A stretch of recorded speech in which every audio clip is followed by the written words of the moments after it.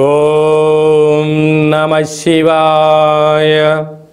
ఓం నమో నారాయణాయ. ఓం శ్రీ స్వర్ణాకర్షణ కాళభైరవాయ నమో నమః. ఓం శ్రీ నరదృష్టి నివారణాయ నమో నమః. ప్రణో దేవీ సరస్వతి వాజేభిర్వాజినీవతి ధీనామవిత్రియవతు మహాసరస్వత్యై నమః. హరి ఓం.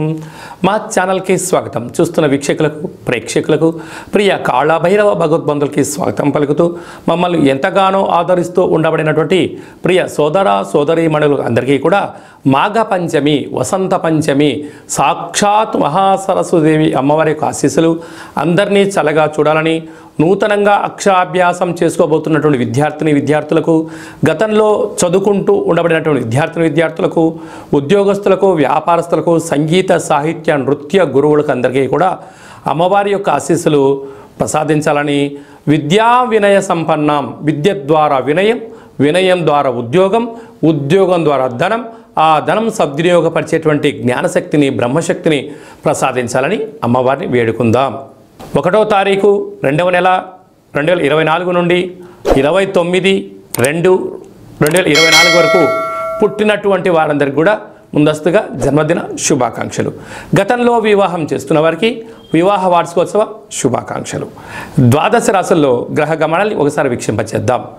మేషరాశిలో గురు సంచార స్థితి, కన్యరాశిలో కేతు సంచార స్థితి, ధనుసు రాశిలో కుజుడు బుధుడు శుక్ర సంచార స్థితి, మకర రాశిలో రవి సంచార స్థితి, కుంభరాశిలో శనేశ్వర స్వామి స్వక్షేత్ర సంచార స్థితి, మీనరాశిలో రాహు సంచార స్థితితో గ్రహ గమనాలు ఈ విధంగా ఉన్నాయి.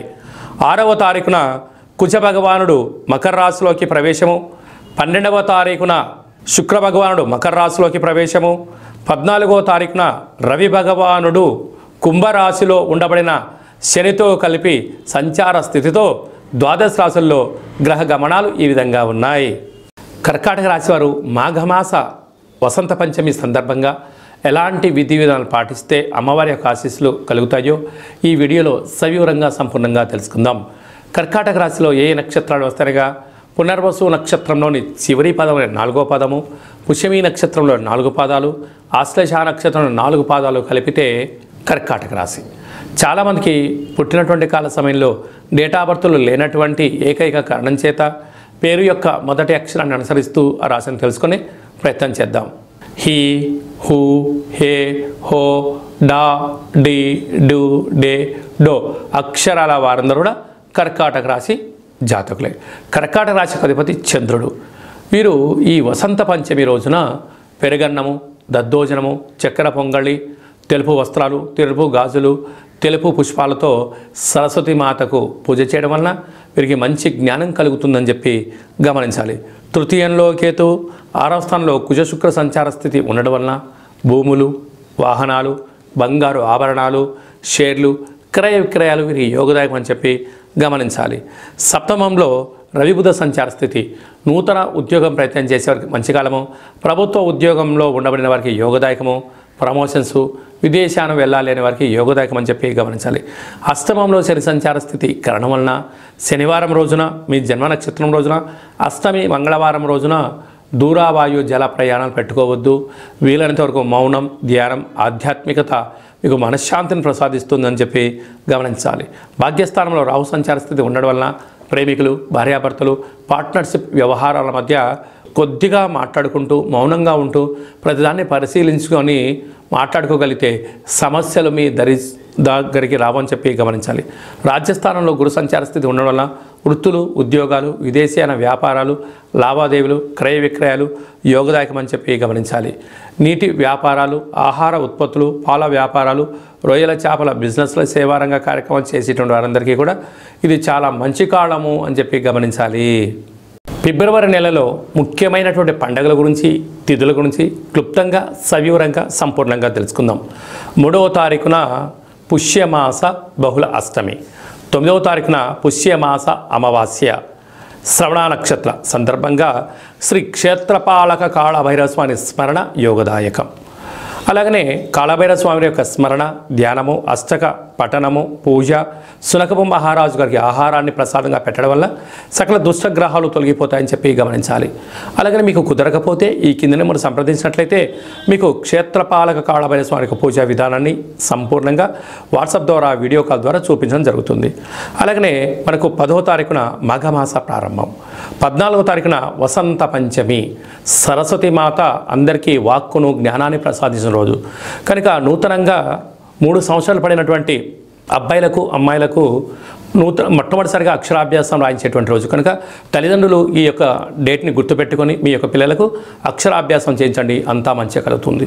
చదువుకుంటూ ఉండబడిన విద్యార్థులకు బుక్స్, పెన్స్, ల్యాప్టాప్లు, ఆధునిక సాంకేతిక ల్యాప్టాప్స్ అందులో కూడా అమ్మవారి దగ్గర పెట్టి పూజ చేసుకోవడం, లేకపోతే అక్కడ అర్చన చేయించి తీసుకొచ్చి కుంకుమను ఏర్పాటు చేసుకోవడం వల్ల అమ్మవారి యొక్క ఆశీస్సులు అందరికీ ఉంటాయి. అలాగనే మనకు 16/2/2024 మాఘమాస శుద్ధ సప్తమి. మాఘ సప్తమి అంటే సూర్యుడి యొక్క జయంతి.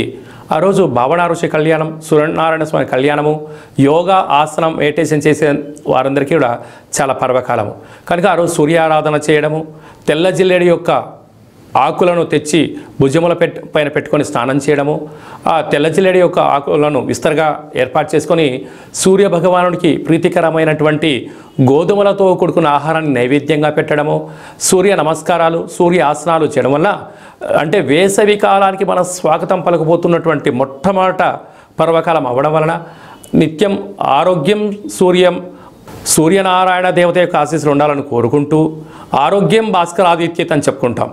అలాంటి సూర్యనారాయణ స్మరణ, ధ్యానము, ఆసనం వలన నిండు నూరేళ్ళ ఆయురారోగ్యాలు, ఎలాంటి వ్యాధులు దరి చేయకుండా ఉండే అవకాశం ఉంటుందని చెప్పి గమనించాలి. అలాగనే 17/2/2024 మాఘమాస శుద్ధ అష్టమి శనివారము, కృత్తికా నక్షత్రము, రోహిణి నక్షత్ర సందర్భంగా శ్రీ అసితాంగ కాళభైరవ స్వామి వారి యొక్క పూజించగలగాలి. చూడండి, ఫిబ్రవరి నెలలో 2 కాళభైరవ భగవంతుడిని పూజ చేసే అదృష్టం మనకు కలిగింది కనుక అసితాంగ కాళభైరవ స్వామి వారిని స్మరించడం, ధ్యానించడం వల్ల సకల దుష్టగ్రహాలు, తామసమైన కోరికలు తగ్గిపోయి ఆధ్యాత్మిక చింతన కలుగుతుందని చెప్పి గమనించాలి. అలాగనే మనకు 24వ తారీఖున మాఘ పూర్ణిమ అంటే మాఘ పూర్ణిమ రోజు సముద్ర స్నానం చేయడము, నదీ స్నానం చేయడము, రుద్రాభిషేకం చేసుకోవడము, అమ్మవారి యొక్క ఆశీస్సులు పుష్కలంగా మనపైన ఉంటాయని చెప్పి గమనించగలగాలి. వీలైతే అరుణాచల క్షేత్రగిరి పర్వత ప్రదక్షిణ చేసినట్లయితే పుష్కలమైనటువంటి గురు యొక్క ఆశీస్సులు, పరమేశ్వరుడి యొక్క ఆశీస్సులు ఉంటాయని చెప్పి గమనించాలి. 27/2/2024 మాఘమాస బహుళ అష్టమి సందర్భంగా అసితాంగ కాళభైరవ స్వామికి పూజ చేసుకోవడం యోగదాయకం అని చెప్పి గమనించాలి. ఇంకనూ మనం విజయం సాధించగలగాలి అన్నట్లయితే ఈ యొక్క పాత్రను స్వర్ణాకర్షణ అక్షయ పాత్ర అంటారు. ఈ యొక్క మనకు రాసులు 12 ఎలా ఉంటాయో పాత్రలో 12 రాసులను అచ్చువేయడం జరుగుతుంది. ఈ యొక్క పాత్రను ప్రతిరోజు ఉదయము, సాయంత్రం ఇంట్లో మనం పూజ చేసుకున్న తదనంతరము 2 అగరబత్తులు వెలిగించి తిప్పి మన మనసులో ఏదైతే కోరికలు ఉన్నాయో అవి నెరవేరాలని చెప్పి కాలాన్ని శాసింపజేసే శక్తి అయిన కాళభైరవ స్వామిని స్మరణ చేసి శబ్ద తరంగాలను సృష్టించడం వలన మానవుని యొక్క శరీరంలో మూలాధారం నుంచి సహస్రాల చక్రాలు వికసించి దుష్టగ్రహాలు పారిపోయి నరదృష్టి నివారణ కలిగి తాంత్రికపరమైన దోషాలు తొలగి అఖండ ఐశ్వర్య ధనానికి స్వాగతం పలుకుతుందని చెప్పి గమనించాలి.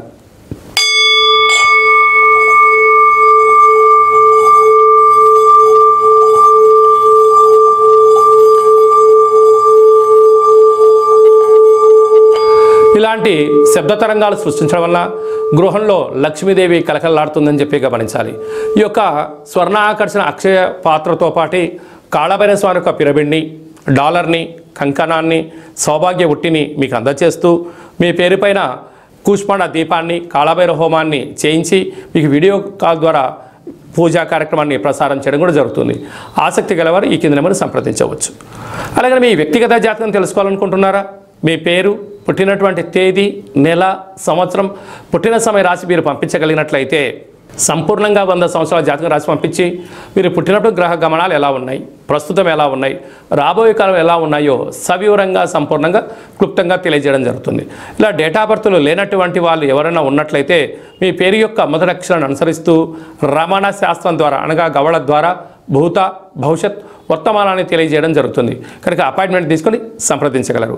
అలాగనే మీ అబ్బాయికి కానీ అమ్మాయికి కానీ ఎంత ప్రయత్నం చేసినా వివాహం అవ్వడం లేదా, వివాహమైన దంపతులు నిత్యం తరచూ గొడవ పడుతున్నారా, అలాంటి మీ వ్యక్తిగతమైన జాతకాలు మన యొక్క దేవాలయంలో వివాహ జాతక పొంతనను ఆ భార్యాభర్తలు పార్వతీ పరమేశ్వరులుగా కలిసి ఉండేటువంటి ఆధ్యాత్మిక సలహాలు సూచనలు ఇవ్వడం జరుగుతుంటుంది. అలాగే చాలామందికి కాళభైరవ మంత్ర ఉపదేశం ఎలా తీసుకోవాలి, మంత్ర సాధన ఎలా చేయాలో తెలుసుకున్న వారందరికీ మన యొక్క దేవాలయంలో మంత్ర ఉపదేశం చేయడం జరుగుతుంది. అలాగే పుట్టినరోజు, మ్యారేజ్ డే, నిత్య అర్చన కోసం మన కాళభైరవ దేవాలయాన్ని దర్శించాలి, చూసుకోవాలనుకున్న వారందరూ కూడా ఈ కేంద్రంలో సంప్రదించినట్లయితే మీకు అర్చన, అభిషేక, హోమ కార్యక్రమం చేయించి స్వామి యొక్క ప్రసాదాన్ని మీకు అందజేయడం జరుగుతుందని చెప్పి గమనించాలి. అందరిపైన అసితాంగ కాళభైరవ స్వామివారు, క్షేత్రపాలక కాళభైరవ స్వామివారి యొక్క ఆశీస్సులు ఉండాలని కోరుకుంటూ ఆశీర్వచనం. ఓం కాళకాలాయ విద్మహే కాళాతీతాయ ధీమహి తన్నో శ్రీ స్వర్ణాకర్షణ కాళభైరవ ప్రచోదయాతు. హరి ఓం. ఈ వీడియో మీకు నచ్చినట్టయితే లైక్ చేయండి, షేర్ చేయండి, మా ఛానల్ని సబ్స్క్రైబ్ చేసుకోండి. మేము చేస్తున్న ఆధ్యాత్మిక వీడియోలు మీకు ముందస్తుగా నోటిఫికేషన్ రావాలి అన్నట్టయితే గంట సింబల్ ప్రెస్ చేయండి, ఆల్ అనే బటన్ తెలియజేయండి. భగవద్బంధులకు, మిత్రులకు చేరవేసి సనాతన ధర్మాన్ని కాపాడండి.